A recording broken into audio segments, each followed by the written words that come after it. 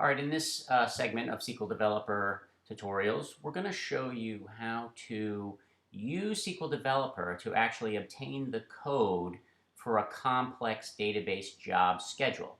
Many of you probably know you can schedule jobs inside the Oracle database to do anything from execute simple scripts to PL/SQL programs to do file watchers.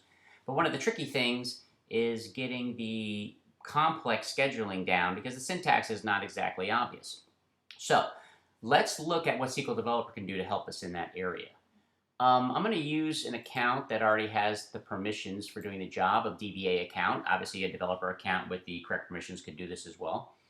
And I'm going to go down through the navigation tree to the scheduler node, and then you'll see all the things about DBMS Scheduler. Now, one important thing to point out here. If you followed any of my previous tutorials where we disabled features of SQL Developer, one of the features you may have disabled was the scheduler option. So this won't have any of this content here. I think there's only a jobs folder if you disable it. So you may have to re-enable that in the tools menu under the features, and you can go back to that tutorial and learn how to do that. But if it's on, you should see exactly what I'm seeing here. And what we're going to look for is the schedulers folder here. So if I go to the schedules here and I say new, one thing that'll happen is it'll bring me a little widget here to put a schedule in. And you can see that there's properties in this SQL tab, which is showing me what it would actually execute as far as the create schedule procedure in the DBMS scheduler package. Well, there's nothing here right now. So I'm going to go back to properties, and what I'm going to do is actually go back in here and say I'm going to have a repeating job. The other options would be queue and file watcher. And then I'm going to hit this little pencil, and it's going to bring me an advanced property sheet. And this is where I can do the magic to set something complex. So let's say I wanted to have a job that would run every single day, twice a day at 5 in the morning and 5 at night. That'd be actually fairly complex to type in. So I can come over here to the every section and say daily, right? And then I can say Mondays, Tuesdays, Wednesdays, Thursdays, and Fridays. And then in the time, I can add the time. So if I go to 5, this is a 24-hour clock, by the way. That'd be 5 a.m. And then go to 1700. And that would be 5 p.m.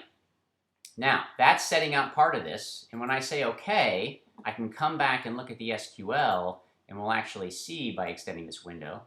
Ooh, look, it came up with the frequency daily by time by day, which is syntax is not that difficult, but if you've never done it, it can take you a while to bang that out. But let's come back because I also want this to start at specific times, so specific dates. So I'm going to say, go ahead, let's start next upcoming Friday here. So we're in May. Let's go to June. And let's start it on June 3rd, 2016. And then let's have it end. Let's just have it run for 1 year. And we'll hit this. And we'll set this to May of 2017. And we'll stop May 26th of next year. And so now if I come back in, let's give this a name too. Here we go. Demo Sched.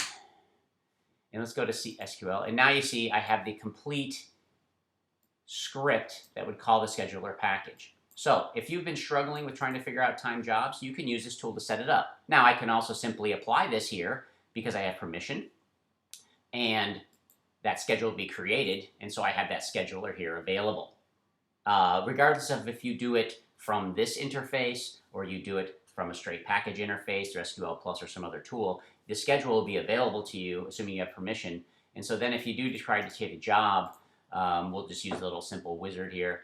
And I have fill all the details of a job out. The when to execute here can say pick a schedule, and then that schedule will be available. And you can actually see, again, SQL, again, that little magic here. I can come up and see that, oh, in fact, there's the schedule name. So good use of SQL Developer to help you learn the syntax of writing something more complex. Doesn't mean you cheated. It just means, hey, trying to make good use of your time. We all have other things we can be doing. This is a great time saver. Check back later for some more tips.